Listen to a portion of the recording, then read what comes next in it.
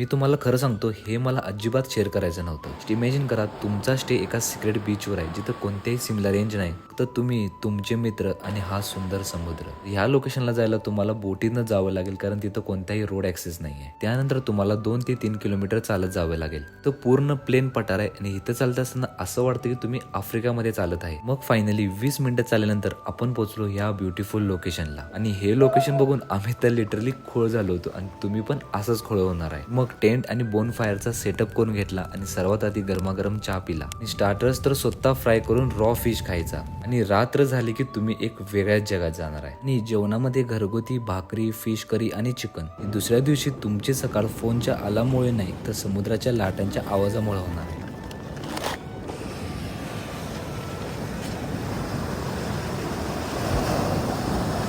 मग रिटर्न जाताना आपण व्हिजिट करतो लाईट हाऊसला. लाईट हाऊस आतनं तर मी पहिल्यांदाच बघितलं होतं आणि एकदा वर जाऊन तुम्ही डोर ओपन केलं, जो व्ह्यू दिसतो कम्प्लीट एका मूवीचा सीन. मला तुम्हाला एवढं सांगायचंय, तुम्ही रिसॉर्ट आणि हॉटेलला गेला की 4 ते 5,000 रुपये सहज उडवता. पण बाय हा जो एक्सपिरियन्स आहे ना, तुम्ही पर पर्सन 1,800 रुपये मध्ये विथ फूड आणि स्टे भेटणार आहे. हा जो एक्सक्लुझिव्ह रेट आहे तो फक्त आपल्या फॉलोअरसाठी आहे, तर फॉलो नक्की करा. मग ही रील तुमच्या मित्रांना शेअर करा ज्यांच्यासोबत तुम्हाला हा एक्सपिरियन्स घ्यायचा आहे. हे सगळं ऑर्गनाईज केलं होतं कोकण स्पर्शी आणि बाकी सगळी डिटेल इन्फॉर्मेशन मी कॅप्शन मध्ये दिलेलं आहे.